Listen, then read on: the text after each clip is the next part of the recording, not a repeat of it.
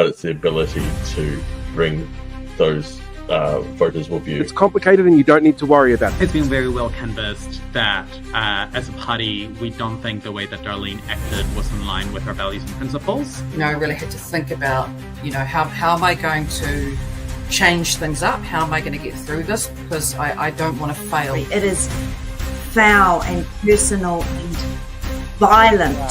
Job is to make sure that we are showing New Zealanders that there is an alternative to the divisive approach of this government, that you can bring people together. I think one of the things that any government of whatever stripe has to realise that every minister has to be a climate minister now. When you've got a country that's got a young population but they don't get involved, you might want to have a grown-up chat about that. We don't want a situation where government dictates the local government, but you want to make sure the system is set up so that it's easy for communities to make a decision. I'd be really interested to see if the officials that advise that a Crown Observer was necessary or should be put in place, or whether he's made that judgment call himself. I don't think we did, and I've said this, I don't think, because we happened quite quickly last time, I don't know that we did a good enough job of bringing the public with us. Remember, just by having married wards doesn't guarantee that mana whenua are going to be represented around the table.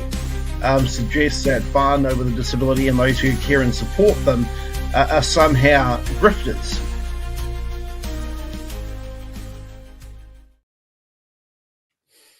Hi, evening. Evening all. Well, we've had a busy couple of days filming content and bits and pieces. Yeah, getting all sorts of stuff up and running. It's brilliant, absolutely brilliant. We have a really packed show tonight. I've got a quick question for everybody though. What if we can get the local people that have already been announced? Who would you like to see? So let us know throughout the show. Because we for local body elections. Yes, we might be working on something. So if you know anyone that's announced or going to run, let us know. Yeah, always keen. But I'm not doing anything until I get back from my holiday. Of course you're not, but yeah, holiday first. That'll give me something to do, tracking these people. Yes. Right.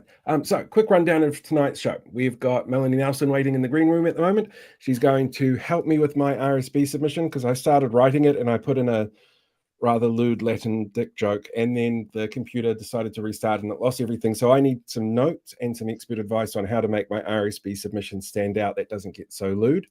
And then following that, we've got Emma and Jonty coming in, who are running for the Albert Eden local board and the local body elections here in Tamaki. And then we'll follow that up with Jan Tinetti, who we caught up with Tuesday. Tuesday we caught up with Jan. Yeah, something like that. Yeah, talking about changes to sick leave and other ways that the government is dealing to workers. I will show everyone the news, and I've got another exclusive clip and an update on the premiere of Fabricated Consent for everything to wrap up with.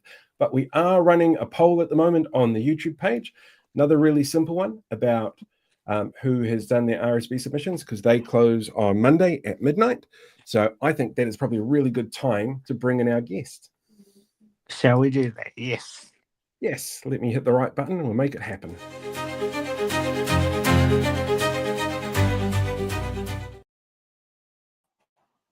Kia ora, Melanie. Kia ora, korua. How are you holding up today? Pretty good, thanks. Pretty good. I've had a good day editing another podcast and got an interview coming up later today or tomorrow with Damien Salmond on the RSB. So I've been, enjoying that a lot. Excellent. So as I mentioned in the intro, we are running a poll at the moment, which I think we've got, let me see the count vote number thing. We've got 7 votes so far. So it is low numbers. It's not a great sample size here, but 57% of people have said yes, 43% of people have said no, they haven't done theirs. As you heard in the intro, I started mine and then my computer crashed and lost what I was writing. So instead of going with a really terrible lewd joke to stand out, I'm wondering what advice you could give us to sort of work us through the submissions, that for those of us who haven't done it yet. Yeah, I haven't finished mine yet either, so I should take a bit of my own advice. I think there's a few different ways to approach submissions, and whatever way is going to make you do one is the best way. So even if you just feel like it's too overwhelming and you don't want to spend much time, just put in one sentence saying that you oppose the RSB and that it should be abandoned. Whatever type of submission you're going to do, start by saying clearly that you oppose the RSB, because otherwise it gets in that category of 20% we didn't know what they really thought on whether it should be passed or not. So do that as a basic. And then, there's really several different approaches you could take. Would you like me to run you through some suggestions? Yeah, absolutely. Yeah. So it's been described as the everything bill because it does essentially affect everything. I can take credit for that. Somebody actually messaged me the other day going, you know that you were the one who started this. It was in some piece that I did where I called it the Everything Everywhere Forever bill. And apparently that's we better look at the timing of that, because I think Jonathan Boston and I coined it when I interviewed him in December, but maybe okay, then yes, you can certainly take credit for that. But I hadn't heard that you'd seen the Everything Everywhere, whatever it was, bill. So Everything Everywhere Forever. Yeah, good call. So basically this bill says that most legislation and regulation should align with the specific set of principles. So the bill doesn't directly change any other legislation. That legislation and regulation has to be reviewed under the bill once the RSB passes. And so that's how it comes to apply to pretty much everything, because all of our legislation, almost with a few exceptions, should over time be reviewed and brought into alignment with the RSB principles. It's not binding, so the government could choose to legislate inconsistently with them. But there's a lot of soft power in this bill, which would put a lot of pressure on governments. They have to justify publicly why they're not aligning, and there's a board that can issue reports about complaints of legislation not aligning, various things like that. So that's why it's the Everything Bill. And overall, it's an attempt to cripple government from acting in the public interest through lots of different layers, or a Bill of Rights for corporations. So the types of submissions that people could write, you could look at the principles in this bill, and they're primarily around corporate and individual property rights and keeping government very small. And so you could critique the principles, and just as important as what's in the principles is what's missing. So it would elevate these particular libertarian values into this law, and it doesn't include things like the public good or future generations or the environment, the Bill of Rights, international obligations, all these things which should be balanced with the individual and property rights as part of our lawmaking. So that's one avenue for a submission. Another thing people might want to look at is it gives a lot of power to the Minister for Regulation, which is David Seymour, to really sort of interfere and have a lot of say across all of the ministers and all their portfolios and all of our policy and lawmaking. So that's probably ringing alarm bells for some people. So they might want to look at that elevation of him to being the super minister with a lot of power. There's an unelected board which he would appoint and is accountable to him. So people may want to critique giving this board this role in assessing legislation and publicly reporting on its consistency with these principles. And another category perhaps is that this is a big push for deregulation. And so likely when legislation and regulation is reviewed and against these principles, it would probably lead to significant deregulation. And so, it's useful for people to consider that regulation is actually there to keep us safe and to help protect the environment and to make society function, to help us have reasonable wages and working conditions and safety at work, to be able to know we can eat the food at a cafe or drink the water out of our taps. And so, people writing stories about perhaps failures of regulation or why regulation is important to keep us safe. And you don't have to think too far to think Pike River or leaky homes, and investment company failures, those types of regulation failures we've had. So yeah, there's some various ideas that people may want to pick up and run with one of them if they'd like to put some more thought into it. I had a look over the bill the other day, and there seemed to be one really glaringly obvious thing that wasn't in the bill, and that is Tinetti, a founding document that's just gone from this thing. How much of a risk is it in terms of quote unquote good lawmaking, which is what the bill pretends to be, to not recognize our founding document in something that's going to have such an impact on all future legislation? Yeah, it's an absolutely huge impact, because Te Tiriti, although it's our founding document, it's not actually our law in itself. And so a lot of the way that Te Tiriti is given effect to in New Zealand is that it's incorporated into our laws. So people have probably by now heard of the treaty principles, and the treaty principles clauses are in 30 or 40 pieces of legislation. And there's also various, other acts which don't refer to the treaty principles, but have various rights for Māori, such as maybe representation, even the Māori electorates and seats, affirmative action and the role of the Crown in upholding the treaty through, various social policies and things. So all of these things are at risk because Te Tiriti isn't, if the RSB passes, Te Tiriti is outside of these principles of responsible regulation. So there's an attempt here with all of the things that I mentioned that are outside of responsible regulation to change how the government thinks about them, to not being responsible, being irresponsible. And of course, they can still put Te Tiriti in legislation. They can still put the environment and public good there and consider it, but they'd have to justify it publicly as being why they've legislated in consistency with the principles of responsible regulation. So it's tilting the playing field and the political pressure and public pressure away from legislating for the public good and in the interests of Te Tiriti.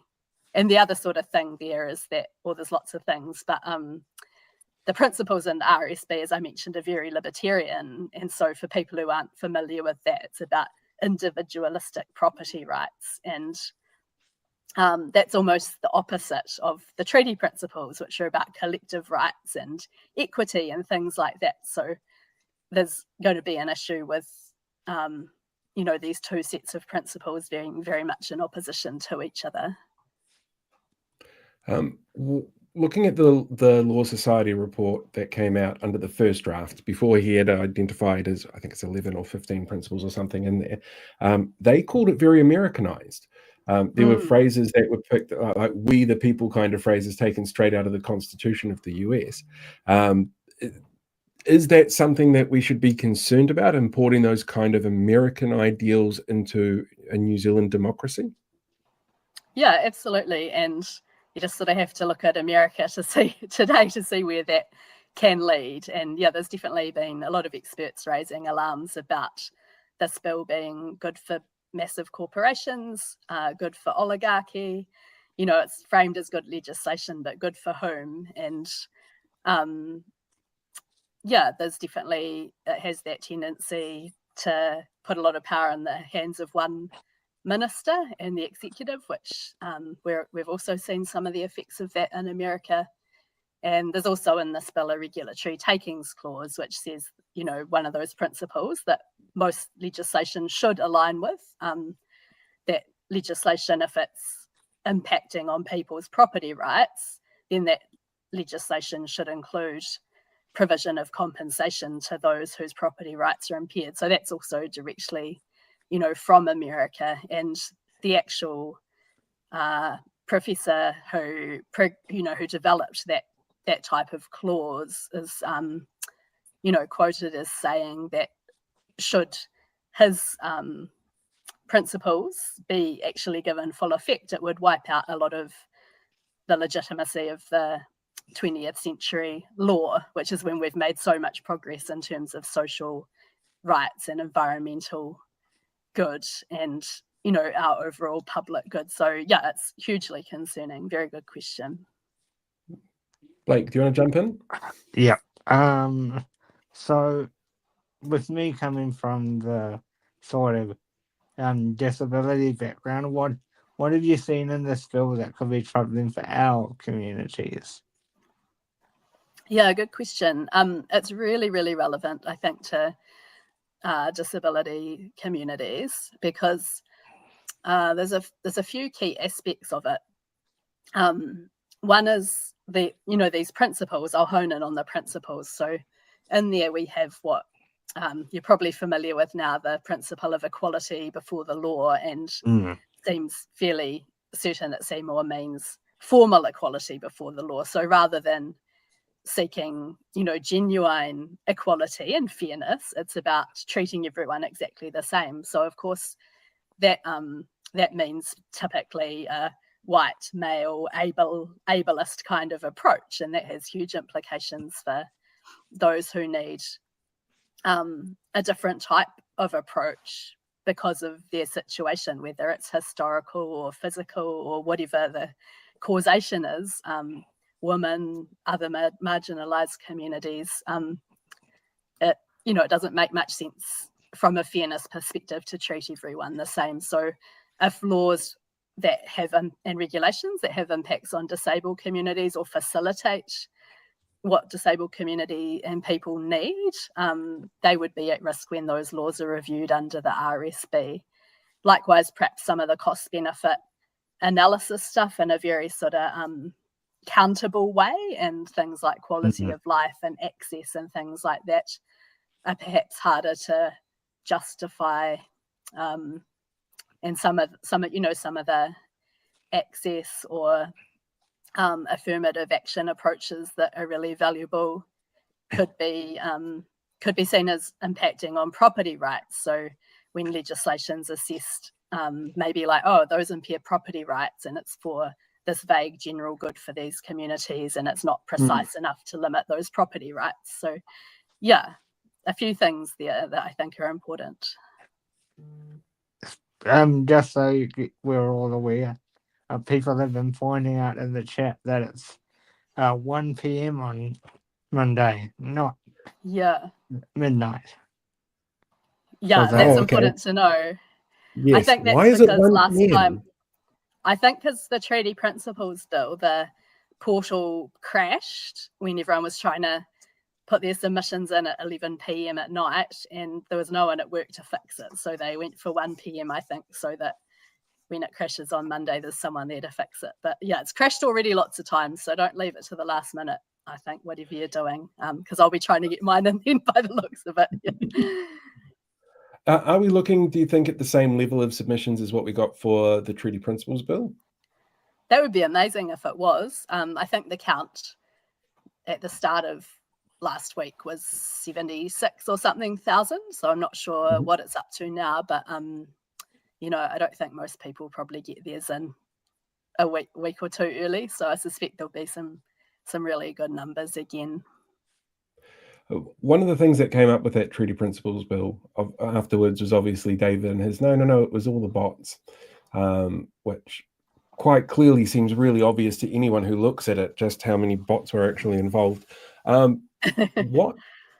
What do you think that the chances are that we're going to see that kind of deflection again from Seymour after the results come out as to how people lean on this?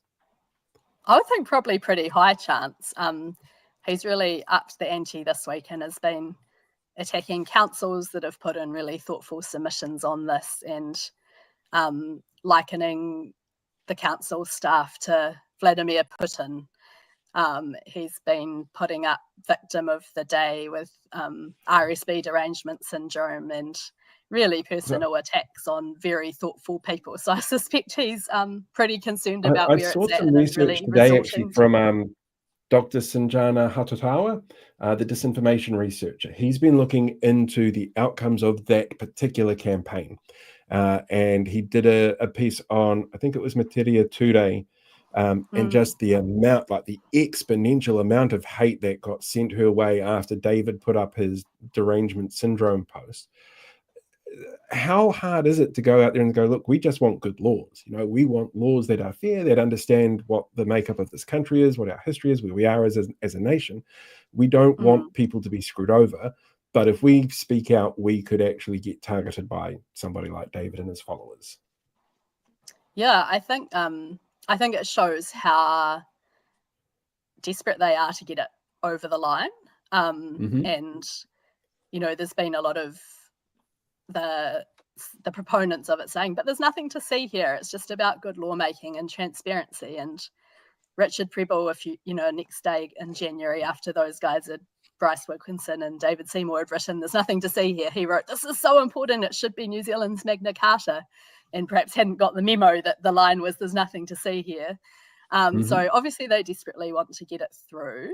I think because they're resorting to these personal attacks and trying to deflect any good arguments that are put forward and not engaging in genuine discussion about the ideas, I think that says a lot about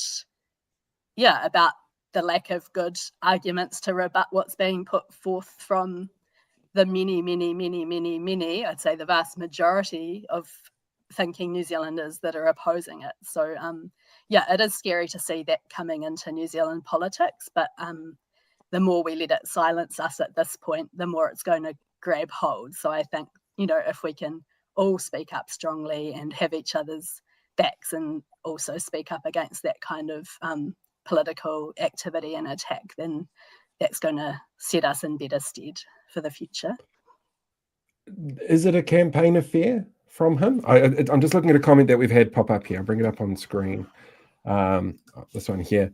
Seymour is weaponizing fear and ignorance. As somebody who's helping people through this process, does it feel that way to you when you come up against sort of the questions or the narratives that ACT is putting out?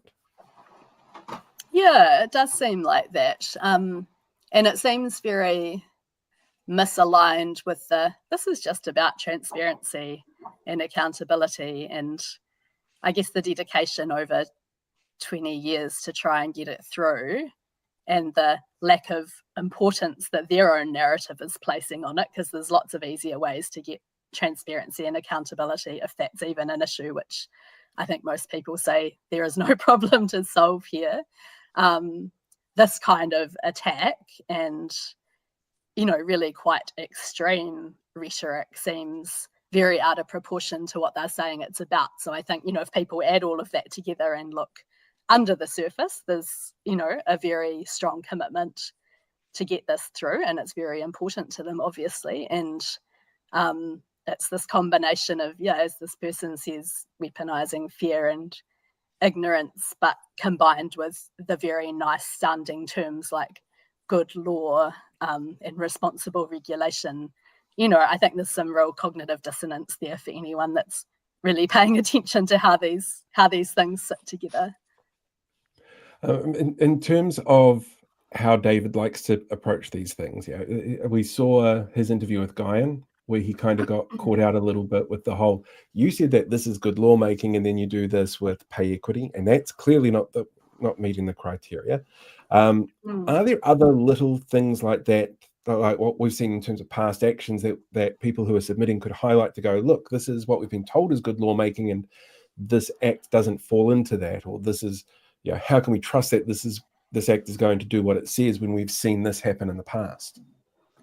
Yeah, well, I think just to touch on the guy on Espinner point, there was something which I think for people who aren't immersed in the RSB wouldn't have quite caught there, that David Seymour's response to why, but you haven't applied these principles in the pay equity law, his response was, well, tell me how that law has affected the exchange of property. Like saying, well, it didn't affect the exchange of property, so therefore those principles don't need to apply. And so I think this was actually, a very strong clue as to how the RSB will be applied. And he gets to decide how these principles are interpreted and applied and issue guidance jointly with the Attorney General, which is another aspect of the power being given to him by this bill. So that clue that he gave in that interview, which I don't think Guy Allen quite picked up on, was key, that even the good sounding principles like consultation and not being retrospective, he sees them perhaps as just applying if it's about existing property rights and wealth. In other ways, they don't apply. And I actually saw Duncan Webb challenged him on that I think it was in a select committee, and Seymour said, I didn't say that, but he did. Like it was on the video. So yeah, I think watch what they're doing, not just what they're saying, because actions show a lot more than the words. I think here there's a lot of double speak going on, and uttering things which have a grain of truth, and I think he can always come back and go, no, it's true because I meant it like this, but it's not how the most of us hear it. So it's not aligning with our common usage and understanding and the frameworks of how we consider things. Do you think that this bill will cause another march type scenario where people are doing marches outside of Parliament to the extent we saw with the Treaty Principles bill, or do you not see it getting to that level in that regard? Yeah, I would think that's probably fairly likely if it continues to progress through the House. And so, yeah, I think that's, one of the reasons it's important that everyone puts in submissions now is because we want to show National and New Zealand First that it's politically untenable for them to keep progressing it, and that it'll be bad for them electorally, and it also will increase the mandate for a future government to repeal it. So hopefully it doesn't get to that point through the House that there's marches. But if it does, I'm sure there will be big marches. This is just as important and actually way more far-reaching than the Treaty Principles Bill, even if it sounds really boring. Yeah. Actually, you mentioned New Zealand First in there. I've seen theories online, because there are obviously coalition agreements in play here about who supports what. How much of a chance is there that the public coming out going, look, this is shit, we don't support it? Is there of New Zealand First going, well, there's a loophole we can get out of this for us, and therefore it doesn't pass? Yeah, I think there are some loopholes in the coalition agreement. One is that they've agreed to pass the Regulatory Standards Act as soon as practicable to progress good lawmaking or whatever it is, but there's no detail about what's to be in the Act. Probably David Seymour intended the one in his head, but that's not in the coalition agreement. So the parties could stall on, we want a completely different set of principles, or we don't want to give Seymour all of that power. So, I think there's some conversations to be had in Cabinet, and both National and New Zealand First have said they want to see some changes, and they'll be listening to the Select Committee. So I think that's one. Another important one that hasn't been talked about much is that the coalition agreement also agrees that they'll uphold treaty settlements, historic treaty settlements, and many treaty settlements have a clause in them which says that the iwi and the Crown commit to a new relationship going forward based in the Treaty of Waitangi or based in the treaty principles. And so to remove or lower the importance of te tiriti in our lawmaking processes and to enact something which means it would be a lot harder and more complicated to pass treaty upholding legislation, that seems to fly in the face of the coalition agreement to uphold treaty settlements and, that clause that's there. So, I think there's a few things there. And New Zealand First was founded against the neoliberal reforms of the 80s and early 90s. So, there's a lot of their original base who may well be not that happy once they're realising what this is all about. Any last questions, Blake? I just want to basically say thank you for all the work that you do for the community, whether that's be it Jen, with Brian Bruce, with any of us trying to encourage people why certain bills are important. You do a really great job, and that's thanks. a pleasure to have you on our show as well.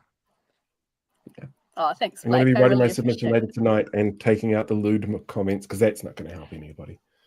No, that might Yeah. get struck off, that one. And I should just say, Blake, there's an interview with Dr. Rebecca Graham on my podcast Coherent, which is on the podcast platforms or on Substack, and that's on disability communities and the RSB. And whatever someone's interested in, I've got about 15 deep dive interviews up there. So yeah, if you want to learn more, get some inspiration for your submission, then jump in. Yeah, I was watching that this morning, guys. It's really, really good.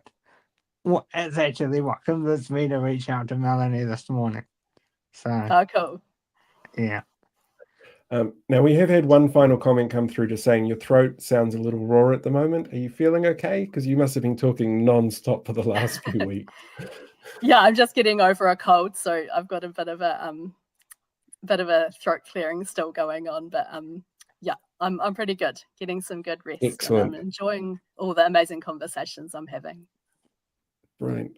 Thank you so much, Melanie. I will be getting that submission done tonight. And anybody who hasn't done their submission, of which we're sitting at 40% of people on the poll now, said that they haven't done it. So it's plenty of people. There's plenty of time. They've got to 1 o'clock on Monday to get it sorted. Easy as that. Yeah. Thank you. Thank you, Melanie. Have a good evening. Thanks, Mel. Thank You you. have a great Thanks night. you both for what you do. Kia ora. Thank you. Thank you. Bye-bye. See ya. See, that was brilliant. I've got notes here now on what I'm going to do tomorrow. And the joke that I was putting in there was around, I think I actually mentioned it last week, that Indonesian plant that smells like death. I found out what the name of it is. And its like scientific name is it's something like Amorphophallus titanus, which means giant misshapen dick. And I felt like that was a really appropriate name for this bill, even though it still stinks more than the death plant in Indonesia. But we can thank Rebecca partly for that interview, because if food didn't come out this morning, I wouldn't have thought of the idea. So if you want it to was say incredibly informative. Speaking of informative, we should bring in our next guest because they're waiting very patiently in the waiting room. We'll bring them up and say hello and learn a little bit more about the local boards and go from there. Yeah, here we go.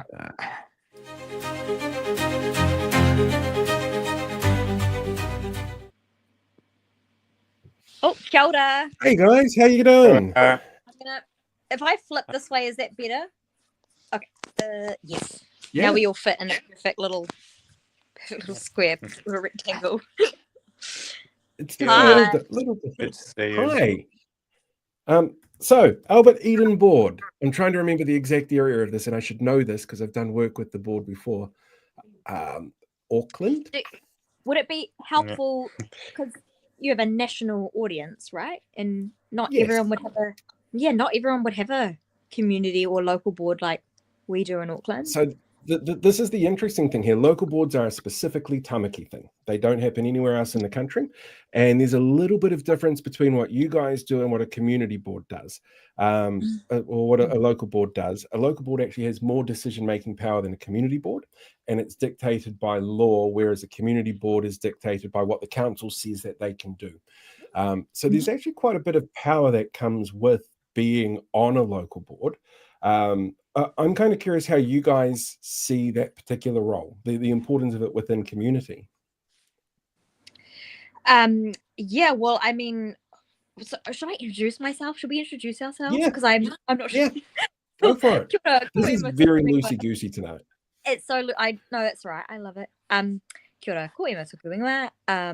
I am a local Waterview mama. I'm from Auckland, originally from Whananaki, Whananaki Marua, which is sort of northeast of Whangarei.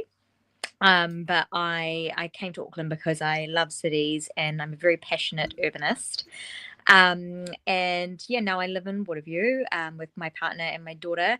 And I have a background in urban planning and urban design. And I've always just really enjoyed, I guess, watching from afar the work that local politicians do, like at the really, really local level, at like local board level, you know, where you really get to be just a bit of a champ for your community, a really good advocate for your community. You get to go plant trees with everyone else like every weekend, and you get to be there battling for them in local board meetings, helping to get amazing events funded and things like that. So I think I've just watched from afar about all the really cool, magical local things that local boards do, and decided I wanted to throw my hat in the ring this year.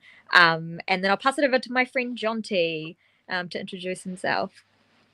Yes, thank you, Emma, and thanks for having me, Beaton Poe.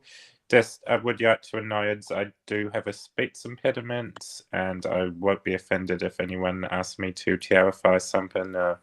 Yeah, it's perfectly fine. So I'm Jonty. I'm also from Tinetti, Mayoral, Upkins, in Mount Eden, where I've lived my entire life. Oh yeah.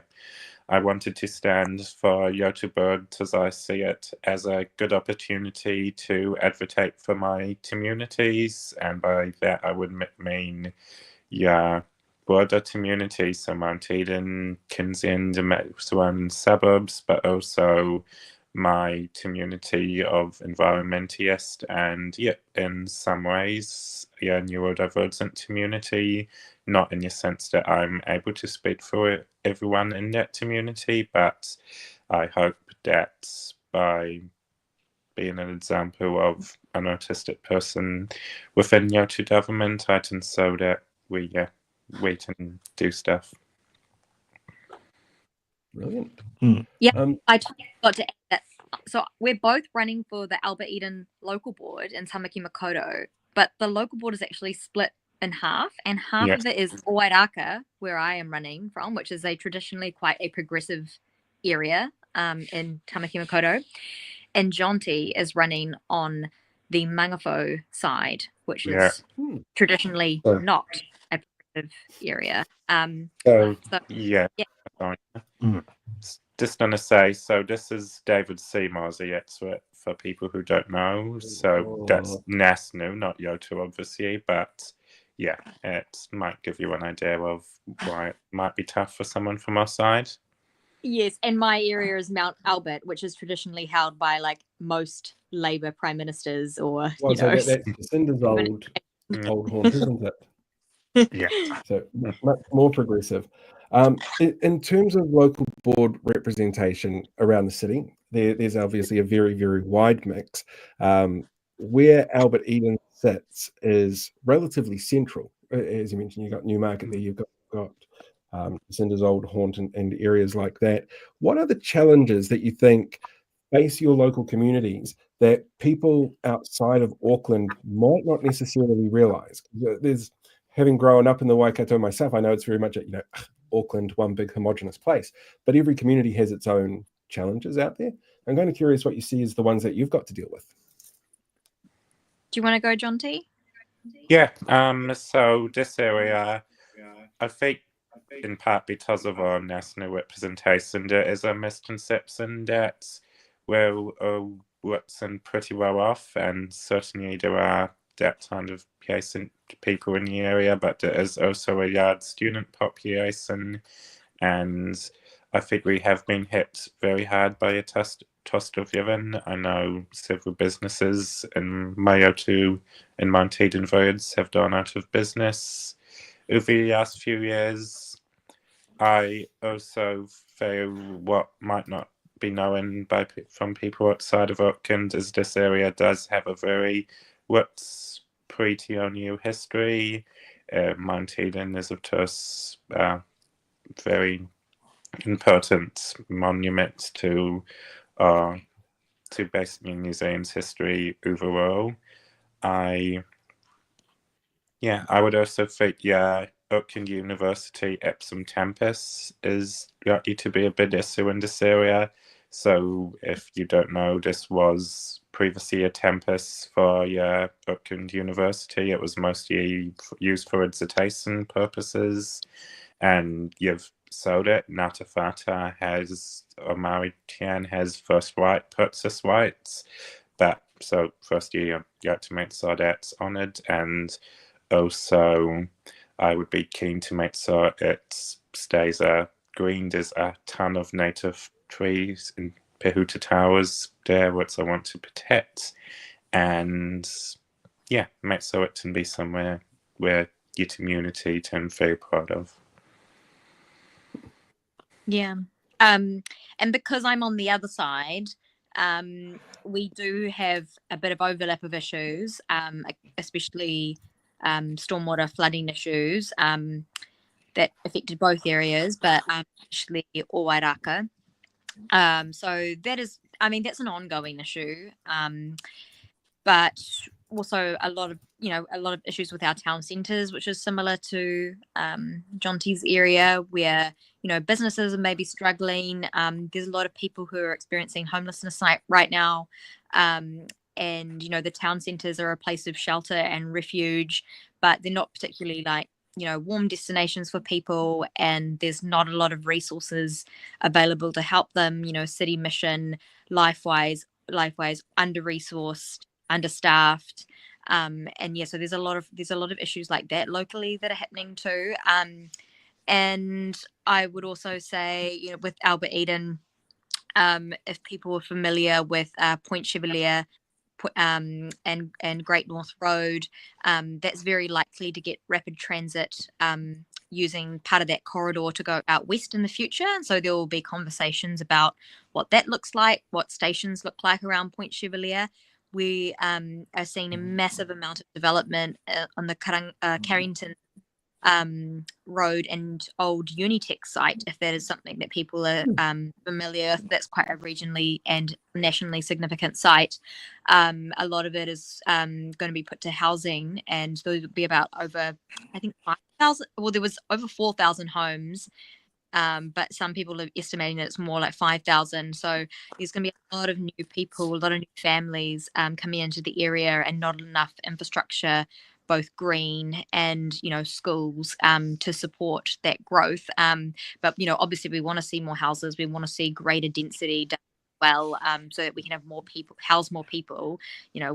It's ridiculous that we have people who are unhoused right now, or are living in places that are not beautiful and dignifying places to live. We need more people, but we also need the infrastructure to match that growth. So those are some of the really, I think, big issues coming up. There's always issues around golf courses, because we obviously have Carrington Golf Course and Golf Course, sorry. That always swings around again, because it's again a big green space that is quite underutilized.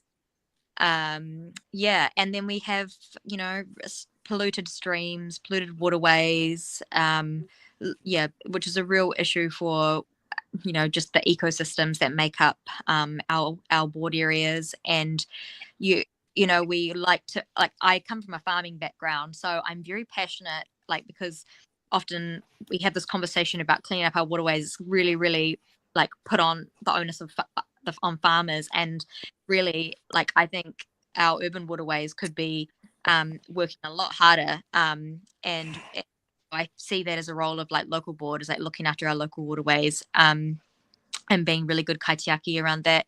Oh gosh, what are some other big issues? Speeds is the really big one. We're about to see a lot of our beautiful 30k street neighborhood areas being peeled back to 50, and in some cases much higher speeds as well, which is really sad, because our neighborhoods have been really thriving with these slow speed neighborhoods.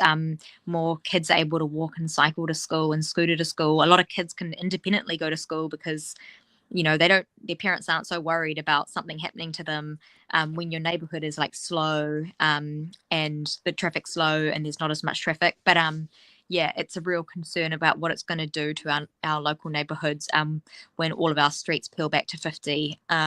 So there are some really big issues, and some of these things impact all neighborhoods across Aotearoa, and then some of them, things like rapid transit are very, and the Carrington Road developments are very just relevant to our area. Yeah, I'd just like to add that your speed limit is definitely something that would affect this area as well.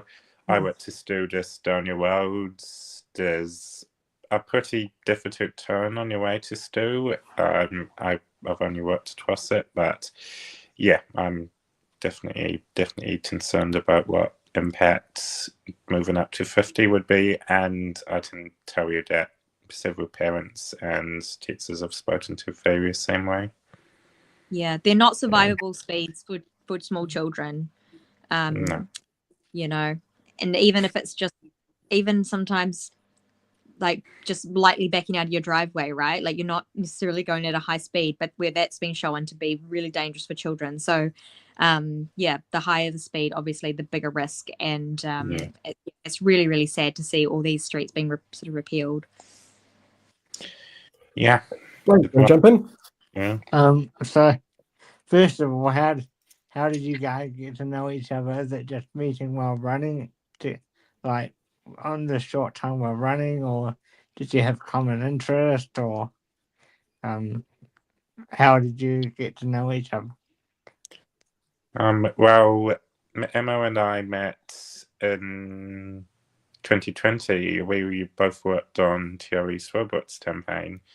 I was just a volunteer. It was my second time volunteering with for a Nelson campaign. I have anxiety, and yeah, I'd done a bit of work before, but it was my most public facing dance for Donut and step campaign, and Emma was very supportive, and yeah, I always appreciated that. So you've helped, yeah, Emma.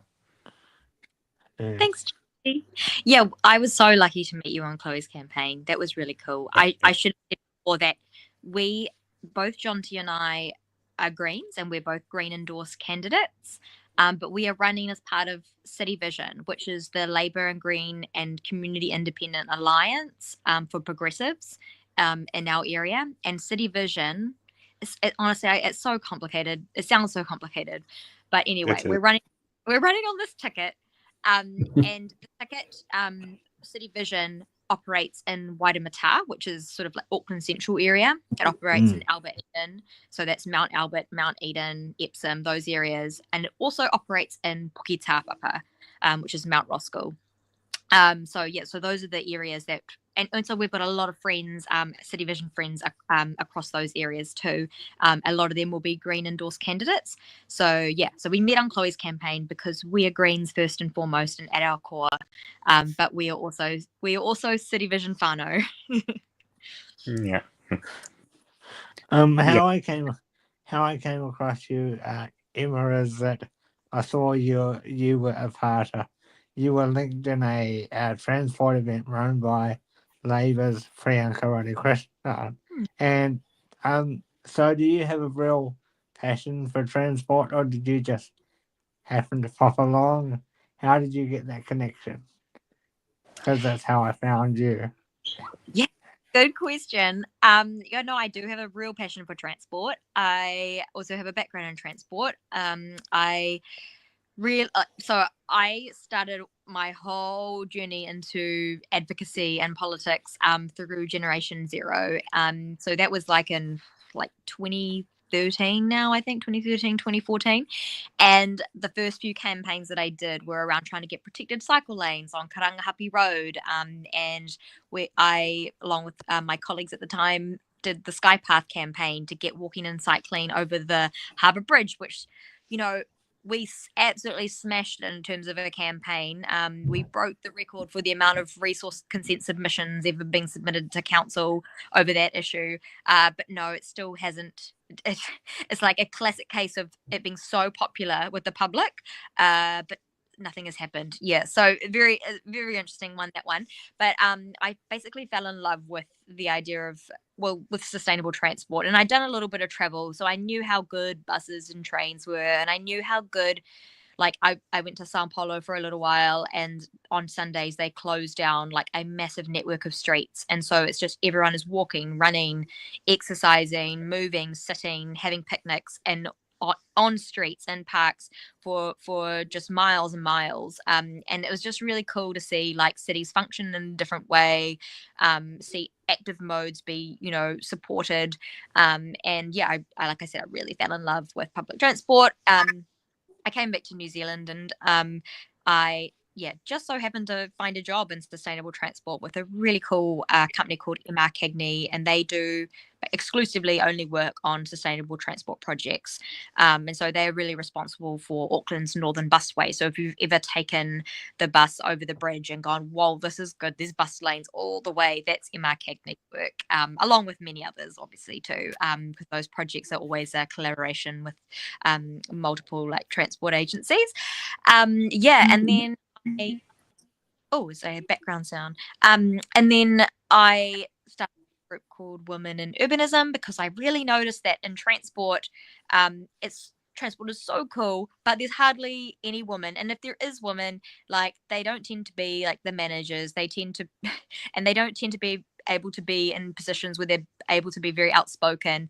And so a lot of the decisions will be made by people that are very able-bodied, that are typically male, typically Pakeha like myself, typically middle class. And I could, even though MR Cagney didn't fit this bill, this was like more looking at like bigger organizations. They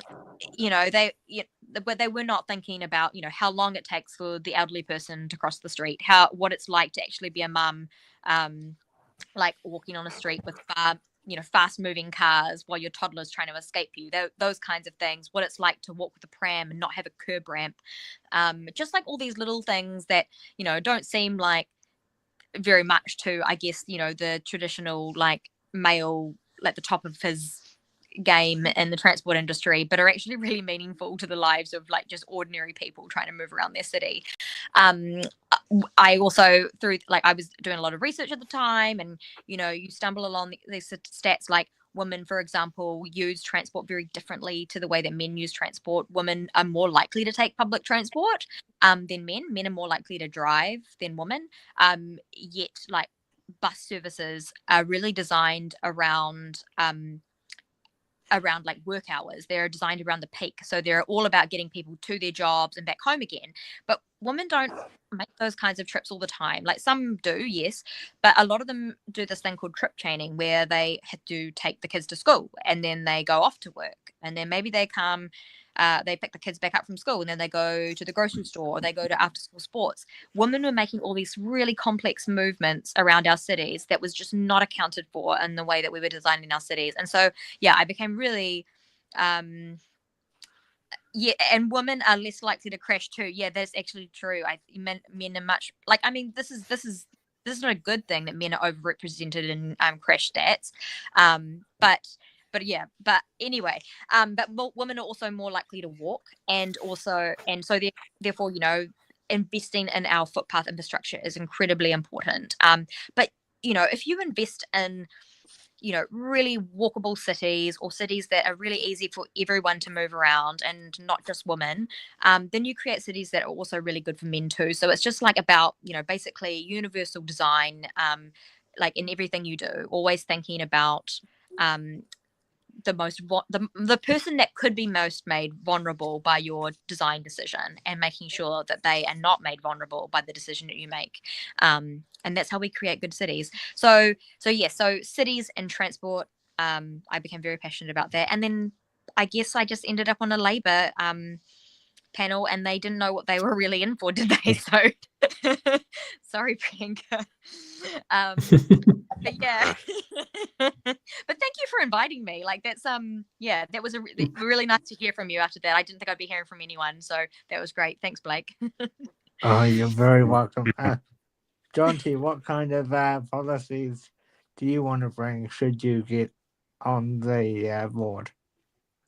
Well, thanks for that, Tristan. And I was at your event as well to support Emma. So yeah, you did very well.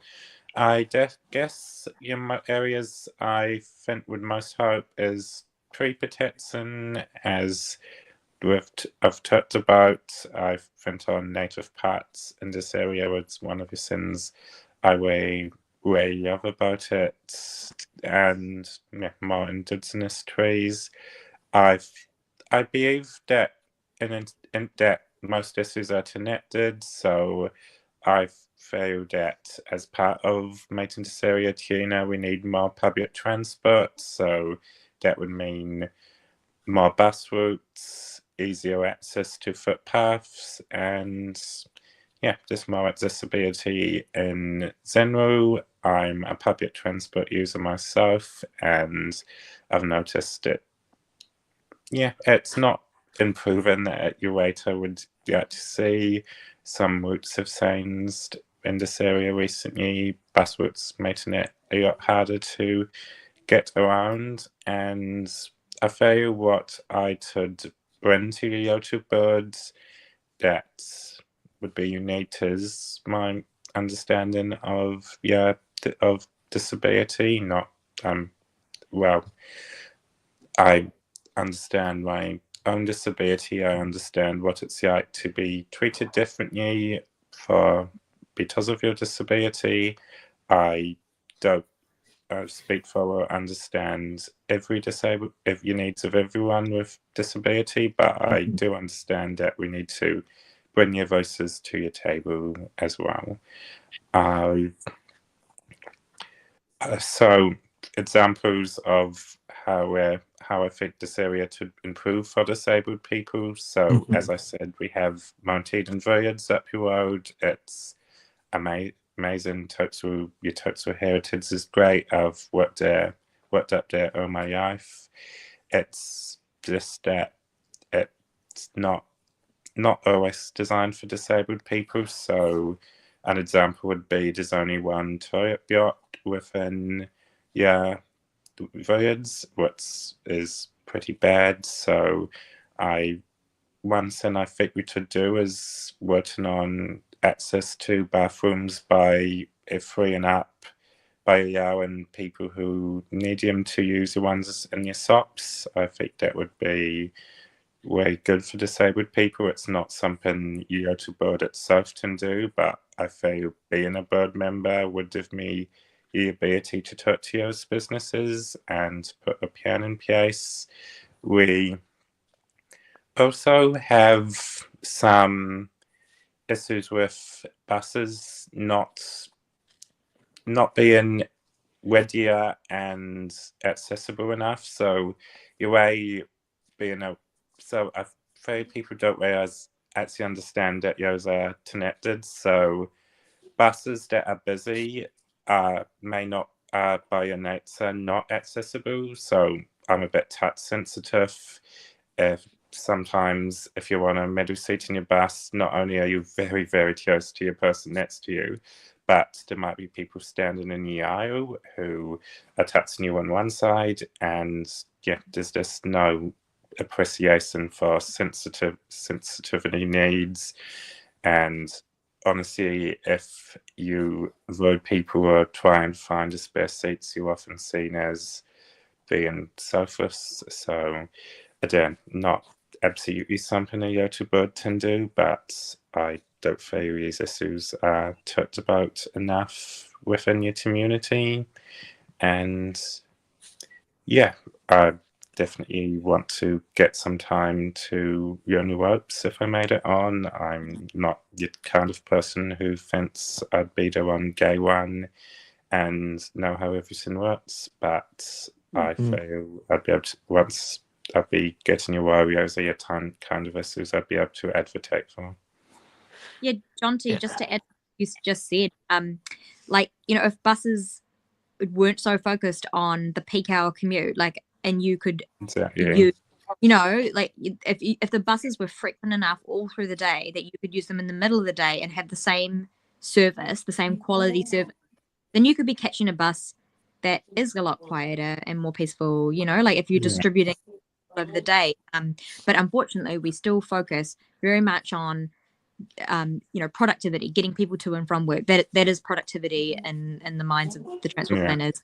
And because of that, because it's mostly men still working in the city business district and going in and out, we're just addressing the needs of a very small group of society. Also, you know, it's also just not. shift workers, because I used to have a job in St. Newt's that required me to work sometimes to midnight.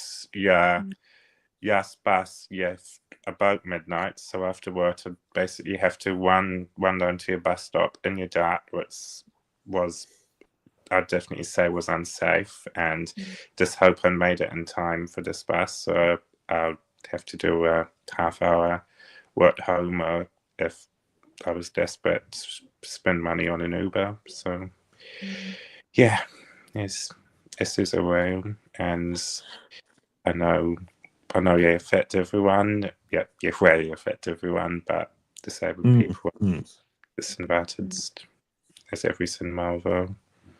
Most of all. Do you think you Right. can, by running, do you think you can inspire a lot more people with different disabilities to run in the future, Jonty?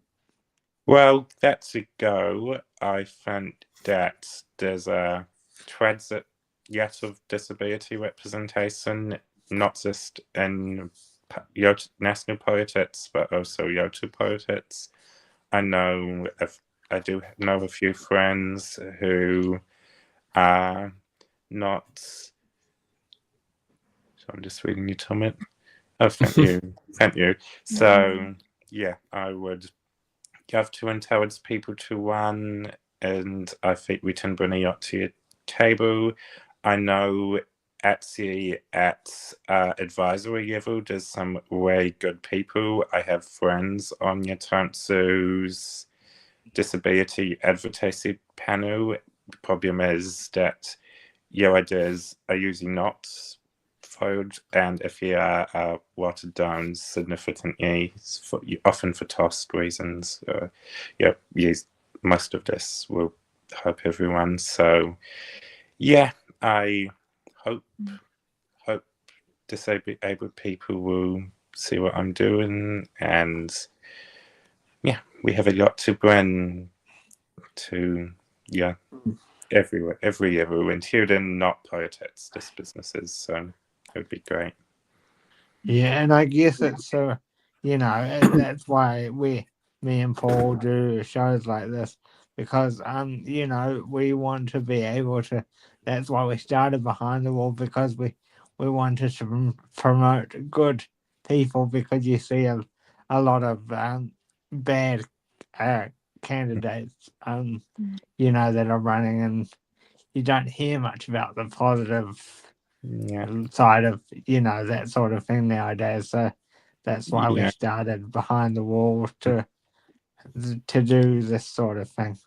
My last comment before I hand back to Paul would be, what do you guys think of the announcement this week, since it's related to transport, that bikes will now be allowed on your bus fleet in Auckland? That's going to be disruptive for disabled people, I imagine. Yes, definitely. I think it's pretty strange that both your biggest item on your road, one of your biggest, a bus, and biters will be on your same route. These decisions are just not made with disabled people in mind. We have an e-scooter rollout, which has been pretty good O&O, but has also often put disabled people in danger. So yeah, just your roads aren't big enough, your footpaths aren't big enough, and this will only make it worse. Sorry. Oh no, you say it. You go. The argument was that, especially in Auckland and Wellington, where they're looking at putting these types of services, was that the argument that it was having them on the front of the bus, even though they've done it for 30 years, is now dangerous or something ridiculous. So what do you think when there's comments like that to either of you?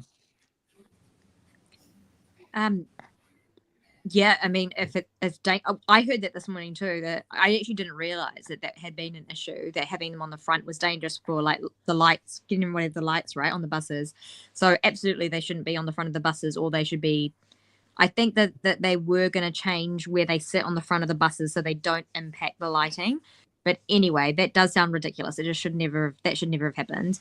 I mean, personally, I'm not a big fan of the bikes going in the buses. I just don't see how it's going to be that efficient, like getting the bike on and off, and then you're competing with people with prams, and of course people who have a disability. There's a lot of pregnant women or pregnant people that choose to sit in those seats as well. And like, I'm like, oh, why are you making all these people compete for space? Like, and you know what? They really just need a walking and cycling bridge over the harbour. Like, that's like, this is them trying to ignore the fact that that's what they need to do by just putting it on buses. It's a measure that I just don't think they need to be taking when they actually have a really good solution. They've had the design plans for a walking and cycling bridge for a really long time now, like decades, and they've had so much advocacy, so much support for it, and then they go and do something like bikes on buses, like, and no one really asked for it. Like, it kind of blows your mind.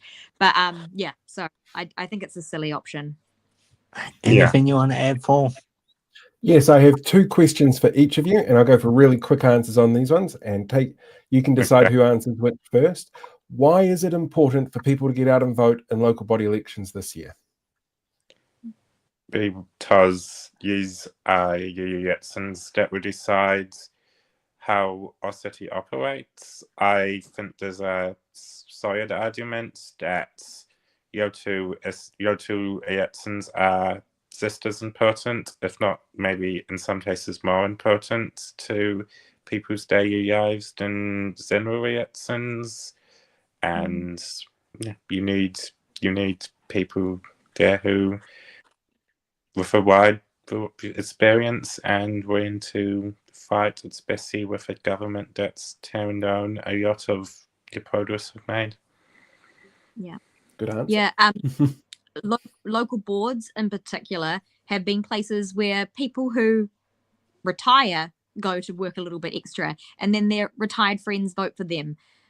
We need people that are representative of all Aucklanders on our local boards, because they're the people that are really experiencing the local issues, right? And I just don't think that connection has ever been made like very well in New Zealand between like why voting in your local elections is important, because it really is. It's like it's everything from your drinking water to how you move around your city, to the events that are put on for your children. Like, it's so important how you vote. And if you vote for people, like, the other thing about local elections, I would say, is they're really like they're like the NIMBY elections versus the yes in my backyard elections, right? So if you don't vote, it tends to be that your local boards will be full of people who don't want any change, who don't want to see more housing, who don't want to see tree protection, who don't want to clean up streams, who just don't want to change things and spend money. We actually do need to spend a bit of money, and we do need to make our city better so that it works well for people of all abilities, all ages, like whoever you are in our city. You deserve to have a city that gives you a dignity and a quality of life. But you have to go out and vote for it. And also, we need more people, like different people, running for our local boards too, that are more representative of the communities that make up Auckland as well. And I think sometimes, we're just seeing things like the local board, for example, as like, there's a few retired people on there. Oh, I can't be bothered voting for them. That's not exciting. So the more young people, the more people across the spectrum of Aucklanders that we can get on our local boards, the better, because I think that will inspire people to get out and vote. It will look different. Yeah. Cool. And my last question, and I'm actually really glad you brought up events. I work with a series of events with Auckland Council directly. Albert Eden does not put on a movies and parks event where you have a big public screening, movies, stuff like that. I would like to know whether or not you will bring that back to Albert Eden if you get elected. Yeah, I don't know why we don't have that. I think it must have just been cut, but I can't see why. Like, I feel like we should bring it back. Like, I would have to, like, like I cannot ever say anything for certain because I have not sat around the table and looked at like why they didn't do it. Like there may have been another reason, but if you're behind it, you seem awesome. Like you can, I feel like we should trust you to run them. But yeah, the person who runs it, she is absolutely brilliant. I could never step into her shoes, but I'm quite happy to support in the way that I do with the council at the moment. Well, it sounds bonkers that they chopped it then, because I know a lot of people that loved it, and a lot of people this summer, including myself, were wondering where they were. Because otherwise you have to go into like Salo Park. I actually don't even know if they're still doing it, but you know, you travel quite far to it. I love that you could just go to your local park. And so look, yes, I support it. But I also want to find out why it's not being supported. So yeah. What about you, Jonty? Will you support it? Yes. I think, movies, I haven't been to one in ages, but you have to. And actually, what I have yet about this area is our art sector and movies. We used to have Utrecht Pius Theatre, which would play a movie to The Room, which is famously Urfu, but hilarious Urfu, every midnight, about once a month, and thought it was a bit of a community. So I'd love to see movies and tons of community centres to unmet. Perfect answers. Thank you very much, guys. It's very much appreciated. Good luck with the campaign. I'm sure we'll be catching up before then, before it all comes out in the wash. It's been a lot of fun. Thank you for coming on. Thank you for coming on. Thank you. Such a smooth operation you guys are running. It's so cool. So yeah. Honestly, we're taking it all the way through. That's lovely. Thanks. Bye. Bye. Yeah, That I'm was determined so to get more cool. movies up and running this year. I told Frith, who organises it before she went on maternity leave, it was my mission to get more movies for Auckland, because why not? We should probably jump straight into the interview with Jan, because that's about 22 minutes. And we're not up against BHN tonight, but I'm sure people will want to know what the rugby score is. So what we'll do is I'll hit the play button and we'll go from there. Yeah. Enjoy.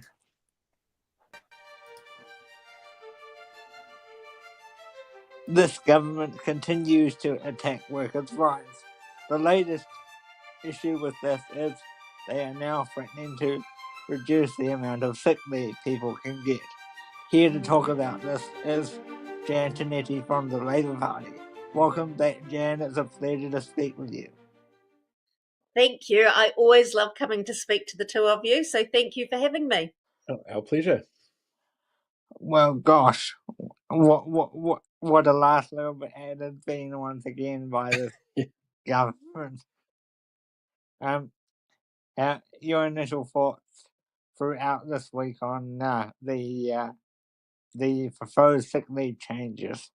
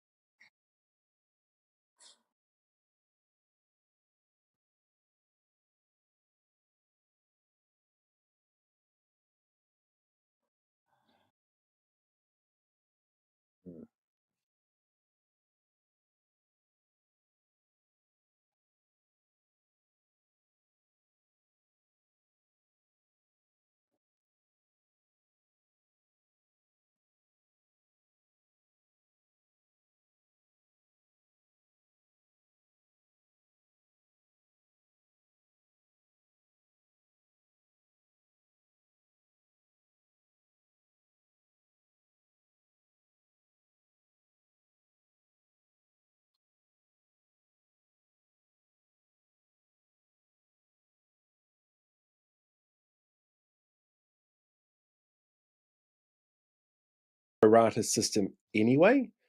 So Yeah. so the language is a little bit muddy for some people. Like they don't quite understand how it works. I personally don't understand how you could say, well, you work part-time, so you'll only be sick part-time. That logic just doesn't fit in my head. No, and it doesn't. Like, you can't say, I'm going to prorata, you're only going to get 20% of the sick leave. Does that mean I only get 20% of the flu? Of course it doesn't. This is just ridiculous that you would think like this. And I keep saying that it's a bit like maybe you work 25 hours a week and you work 5 hours on this day and 5 hours on that day, so that you're working 5 hours each day. So your day is 5 hours long. So why would you not get the same sick leave entitlements to someone who is working a 40-hour week, who has an 8-hour day each day? It's your day is determined by the hours that you work, and as someone said to me, it's your shift basically, and that is your day.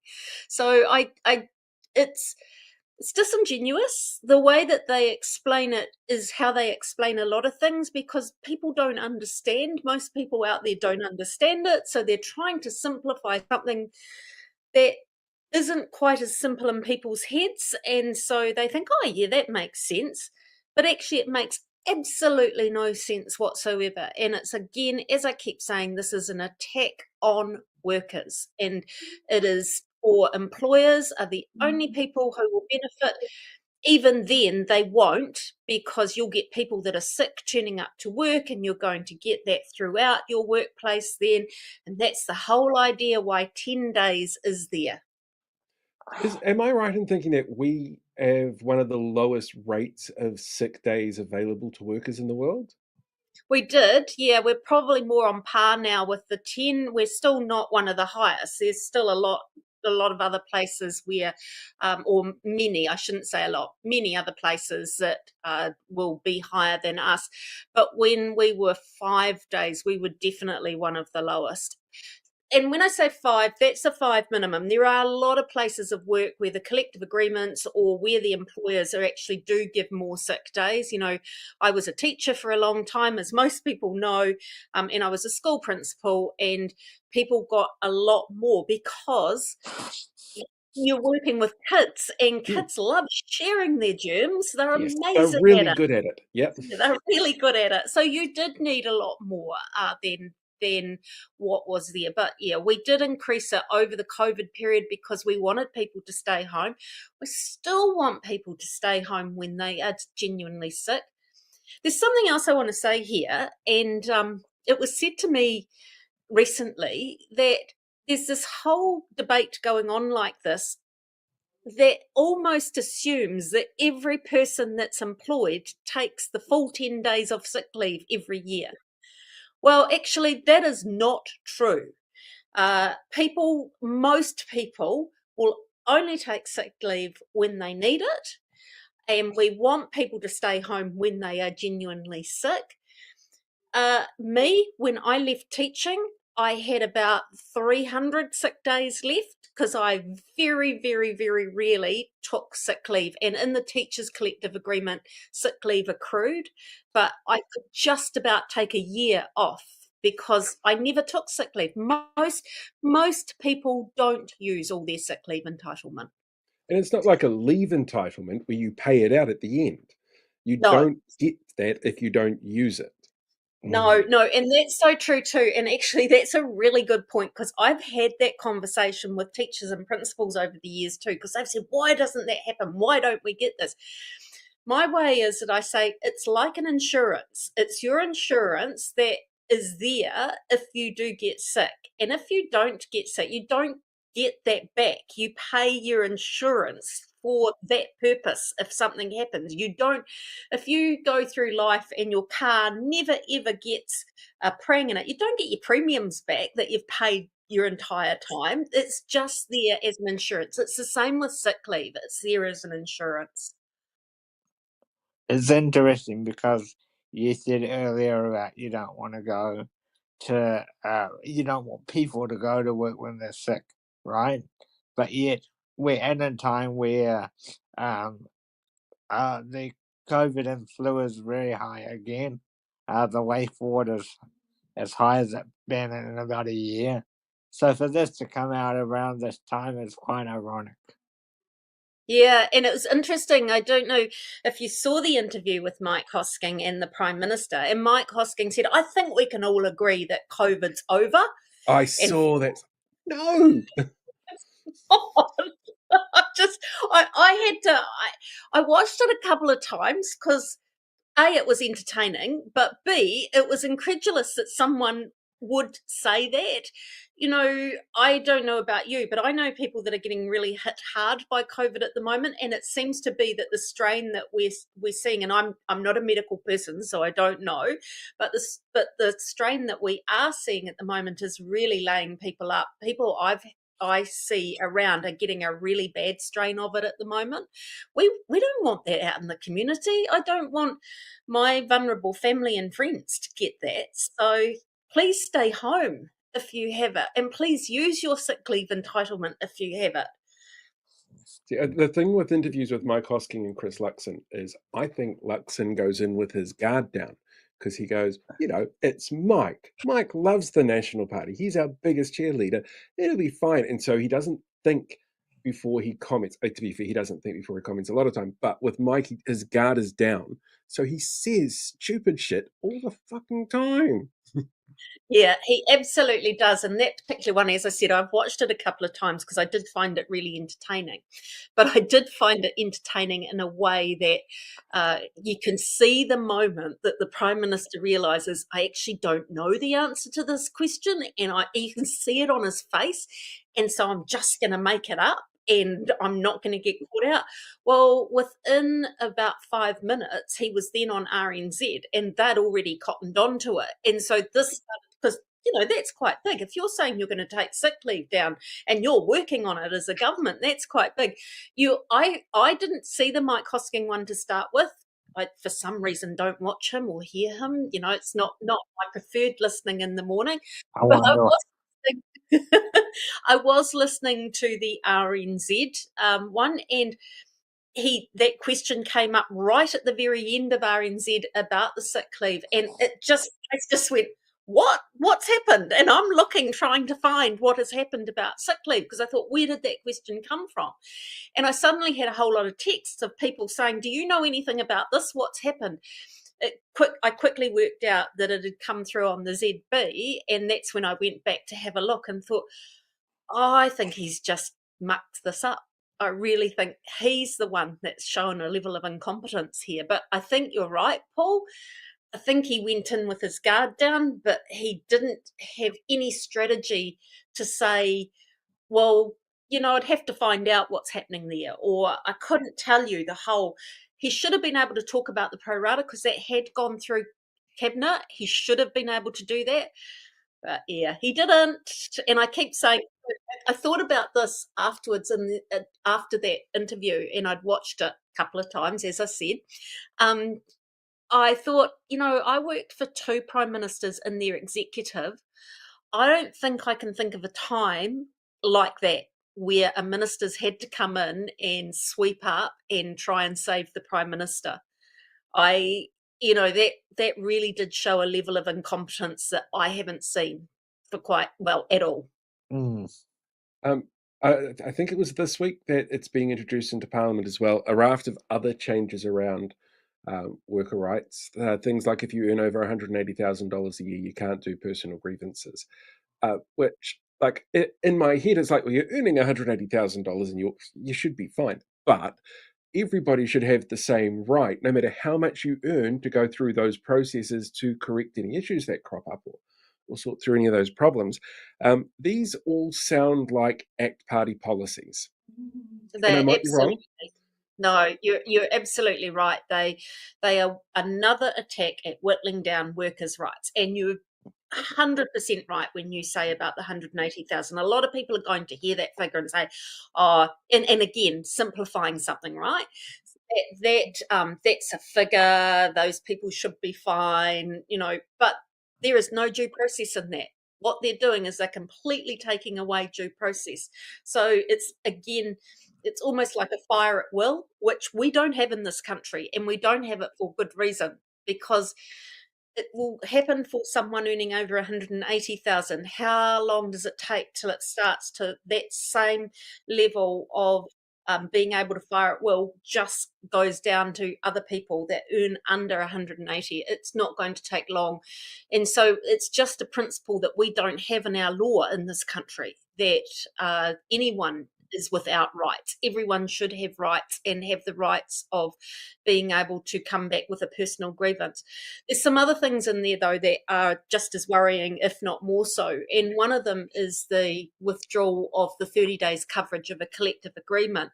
So currently what happens is that if a new employee starts on a work site and there is a collective agreement that's in place, even if the employee doesn't join the union. So, for example, if I had a teacher starting at my school who didn't join the union, for that first 30 days, they are covered by the collective agreement.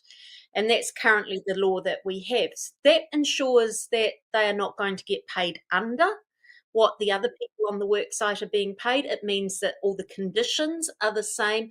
It also means that there's time to work out the individual employment agreement if the person doesn't want to join the union. It also means that the union has time to actually contact that employee to see if that's something that they do want to join the union. There's no compulsion, there's no, oh, this must happen, but it's like a safety net for that employee. And now that's being wiped and taken away. And the minister has said, oh, well, this is what her initial rationale was. I haven't heard it this week, but her initial rationale was that it was so that they could go in being paid more than the collective agreement, that they didn't have to be paid. Well, actually, that already exists. That already exists that if you want to start them on more, you can. You just can't start them on less. Well, what the minister is effectively doing with this is that it means that they can be started on less than what other people doing exactly the same job would be paid. And so I just think is the scenario here then, well, you're in a trial period, 90 days essentially, we'll start you off on this lower rate, and then I'm sure it'll be fine, but when we get to that end, then you can go up to the same rate as everybody else. Yeah. That's exactly what it is. That's exactly where they're going and can do with this. So it's undermining the value of the new employee coming into the worksite, and employers, some won't like it. There are some good employers out there, and a lot actually, but there will be some that will be saying this is great, we can start them on less, that's exactly what we will be doing, and that's a huge concern as well. So with all that then, if some of these policies do come to fruition, do you think you'll be organising some more rallies and protests again? Yeah, I'd say that we will, but it's like I said before, a lot of people won't understand this. And what we do need to keep, and I think I've said this to you before, is what we need to do is use the likes of pay equity as a vehicle for people to understand this work as well.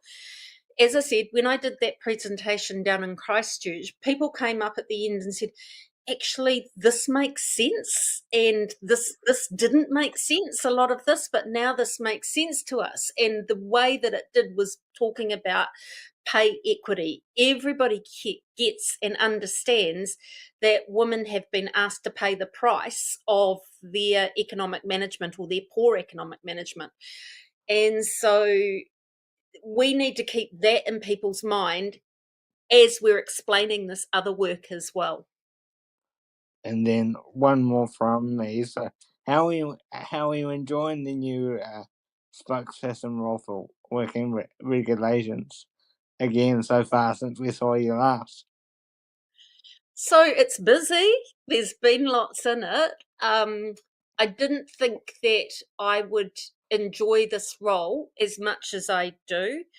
I may have said this to you before, that I've always been union at heart. I was on the national executive of NZI Aotearoa for a long time. I held lots of positions in my union. I'm still a union member. I'm an F2 member. And I forgot that part of me. I forgot the part that really brought me into politics in the first place, and that's standing up for the worker. The reason I'm Labour, it's in the name, right? Labour's on the name of the tin. We are the political movement of the Labour movement, and I really want to push that side. and really want to be very strong advocate for the workers within my role, and I'm absolutely loving it. I've got a mentor in the union movement who, when I was first named in this role, said, I'm just so excited. This is your time to shine and this is your role. And I feel that they are right, because I'm really enjoying the role, but enjoying the advocacy part of the role. This is where I can really stand up for all workers in the country, and we're really excited about the potential that we've got as Labour to be that party again for the worker. So is it a case of then you weren't sold on it at first, but now you kind of embrace it, like love it, really love it? I think anything in life, and I think a lot of people are like this, that change is hard. Change is really hard, and you do get into an area of what you know or think you know. It's changes, it sounds a little bit cliched, but change is also a good thing too. But you've got to experience it to come out the other side to know that. If you're looking at it from the start of it, sometimes change can be really, really scary. But this is really interesting, because I've always said, when I was a teacher and taught my kids that I was lucky enough to teach, never be scared of something, embrace it and embrace the opportunities. For me, I almost forgot that for myself, and I think it's taught me a good lesson that I have to keep embracing the opportunities as well. And I keep learning. I always used to tell my kids, be lifelong learners, love learning. I almost forgot that.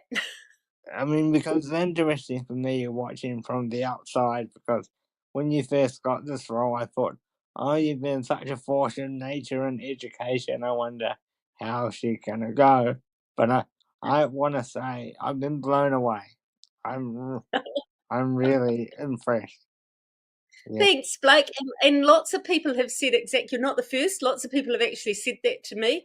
And that's what I say. I forgot who I was. Even I forgot. I kind of thought, I remember when I had the first conversation with Chippy around it, and I thought, oh, what do I know about that? What can I do? Because I forgot. And sometimes we do get into ruts in life, and we forget about our potential as well, and this has just been a really great reminder to me. But as I said, it's not easy. It's a really, really busy role, and it's going to keep being really busy, and I keep worrying about what is happening at the moment with the attack on workers and how much we have to do just to even get back to where we were, let alone to where we want to be going forward. I also think I've said this to you before too.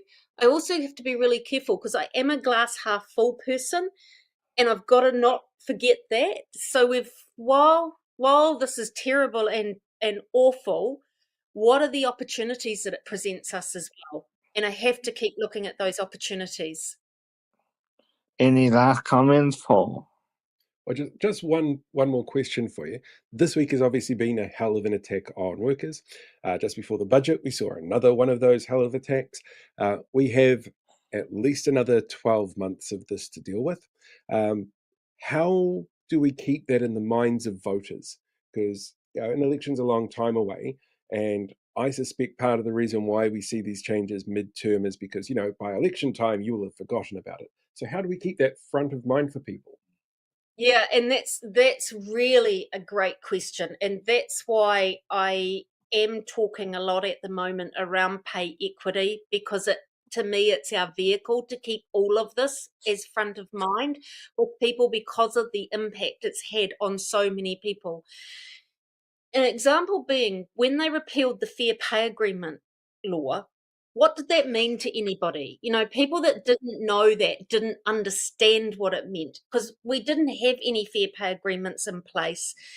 And when we do get back, and we need to make sure that we get them in place really quickly. But it didn't mean anything. Pay equity, however, meant a lot, because we'd had 13, 14 successful pay equity claims. People knew the difference. People saw the difference. People felt the difference. those 33 claims that were within 6 months of signing, that disappointment, that sense of loss and grief was palpable for those people. So we need to, as hurtful and harmful as that was to them, we still have to keep that current so people remember that. But at the same time, we use that to remind them of everything else that this government has done towards hurting workers and keeping workers at a level of, not having power. That's the bottom line of what they're doing here. They are taking the power away from the worker, and they're taking the voice away from the worker. I did hear, though, that if you workers unite, they can achieve a shitload. Yeah. And that's why, that's why I'm always union and always will be union. I proudly say I think I'll be union to the day I die, because, together we stand and divided we fall. That is so true. And the reason that we have 8-hour days, 40-hour weeks, the reason that we have statutory holidays, the reason that we have leave, the reason that we have minimum pay, the reason that we have collective agreements is all because union. Union means not this group of weirdo people out there that are trying to make it difficult for the government in terms of the labour market. It means a group of people who come together to fight together. The reason that we were strong as a teachers union is because we had such a high density within the teaching. We were, principals, there was 92% of principals who were union members. When they stand together, united we stand, divided we fall. And you will make those wins. And that's why it's really important that in all of this, even if you're not a union member, get people who can advocate. Don't ever go into anything on your own. Get some like-minded people around you. That's how unions started, was like-minded people coming together to get to better paying conditions. So, yeah, look, there's always hope, and in our darkest times, that's when people will really, really mobilise and organise more than they've ever done before. I think it's a great place to wrap up. Yeah, well, I'll ask you to wait there just for a short time, Jan, but to the people watching, I'll say thanks for watching.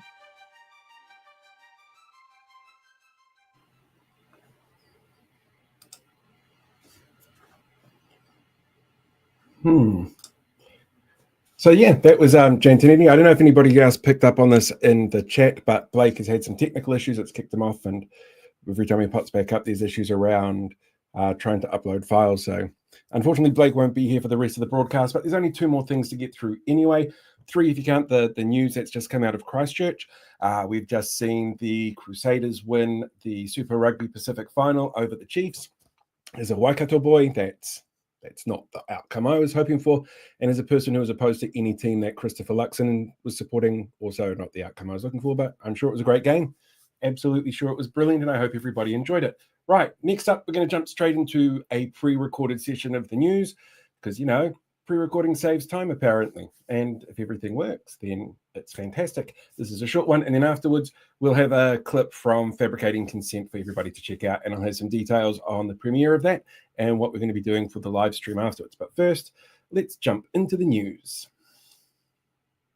On this week's The News, groups demanding local control from council say spank me harder coalition daddy.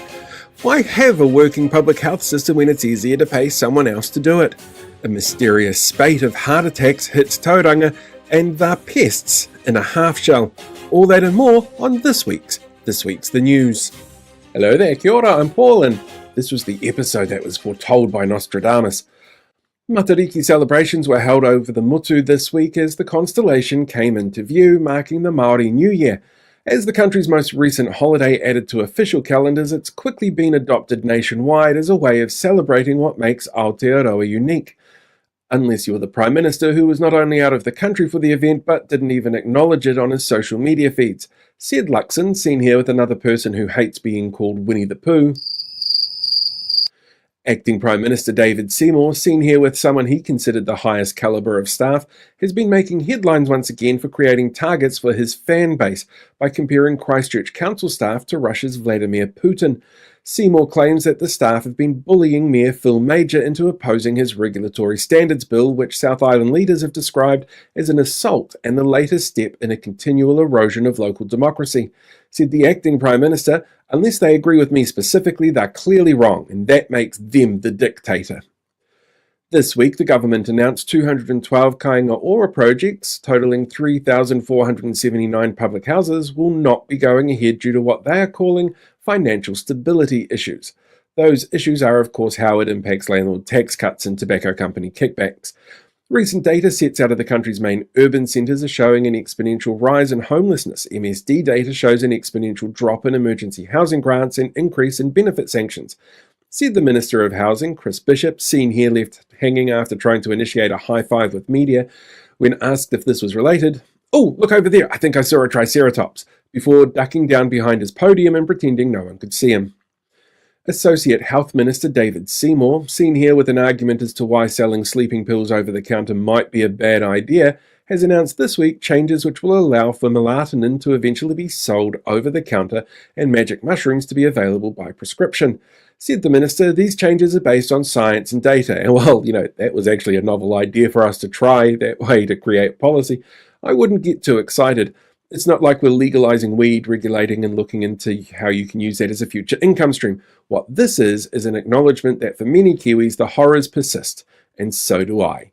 And sometimes that stops people getting a good night's sleep. The government has announced plans to scrap the 5-yearly census, instead getting data from government sources like MSD and IRD. Said the minister in charge of the census, Dr. Shane Reti, seen here performing his version of Weird Al Yankovic's Like a Surgeon. Our voters told us they didn't want to answer woke questions about gender identity, while we used the census-specific data to make changes like funding allocations for hospitals, local governance, and set maps for elections. We can't see how a few men who melt down over the idea of being asked their gender identity could be more right. Housing Minister Chris Bishop, seen here impersonating Emperor Palpatine when he says, "Good, good, let the hate flow through you," has announced this week new overriding powers on local government plans if he feels their choices are going to limit what he calls economic growth. It's a move being championed by organisations like Hobson's Pledge, who have said, "We've always maintained that there should be one person, one vote.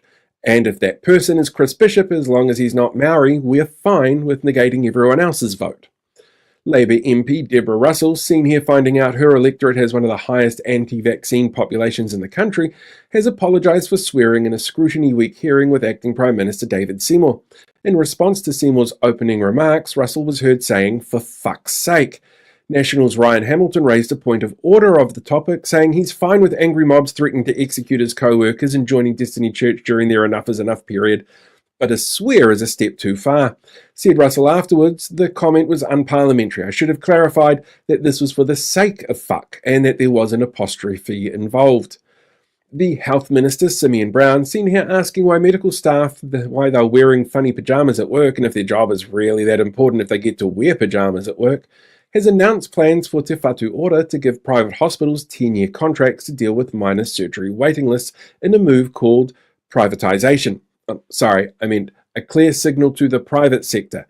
Said Labour's health spokesperson, Dr. Aisha Varal, this sends a clear signal that privatisation will become a part of the normal arrangements in New Zealand. And as an infectious disease expert, I can recognise this infectious disease a mile off.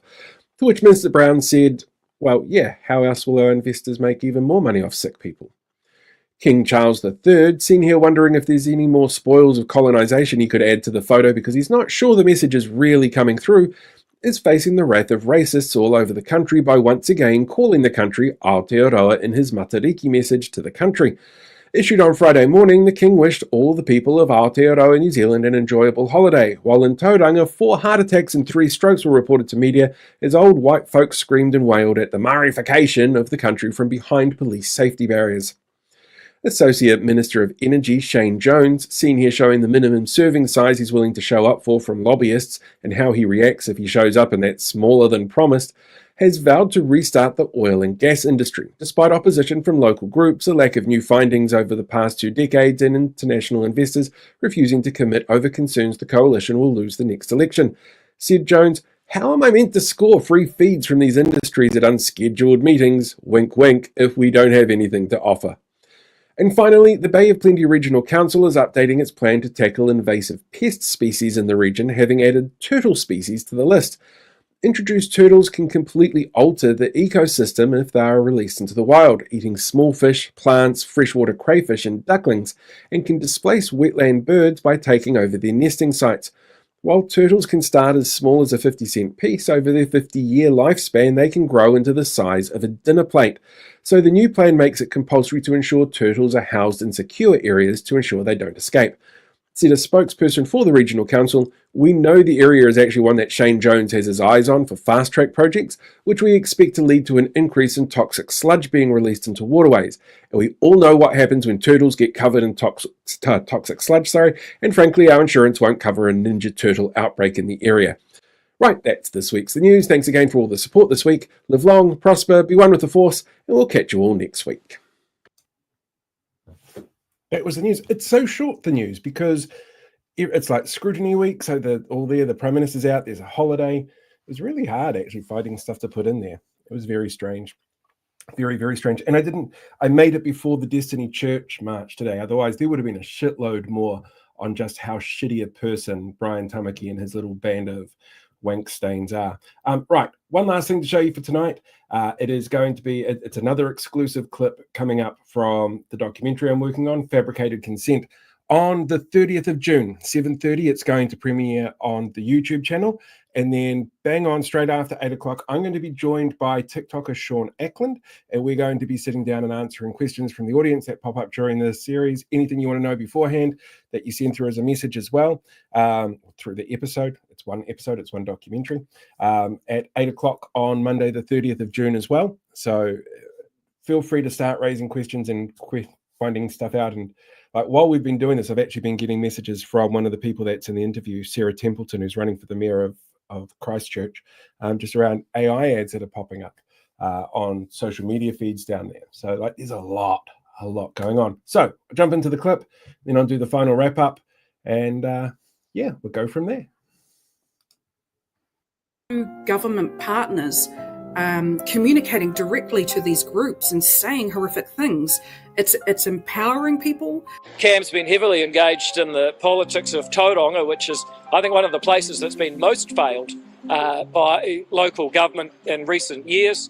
When the alt-right parties are sharing the views of a woman who once compared trans people to castrated dogs and told a teenager his mother was a sex worker before threatening to burn herself alive in their driveway, that's the sign of a toxic echo chamber.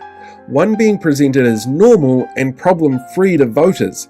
And as incestuous as all these seem to people on the outside, like any family, there are cracks. So we've got so many groups from Groundswell, Voices for Freedom, all related to opposing aspects of World Economic Forum policy, but not necessarily being aware of the big picture and how it's affecting other people. In New Plymouth, there's multiple freedom-connected ratepayer groups which don't get on with each other. Around the Northland councils, there's multiple individuals within alt-right groups competing for dominance in this year's elections.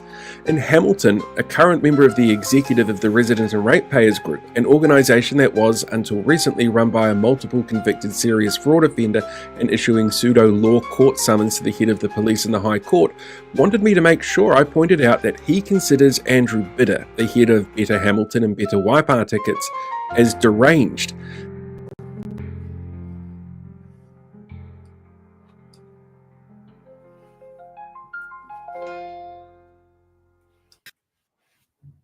Done.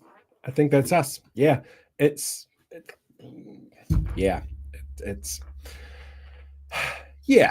a lot. It's going to be very intense, very, very intense. I've got Tori's in there, as you saw. Sarah's in there from Christchurch as well, and we've pulled a whole bunch of footage from a whole bunch of places.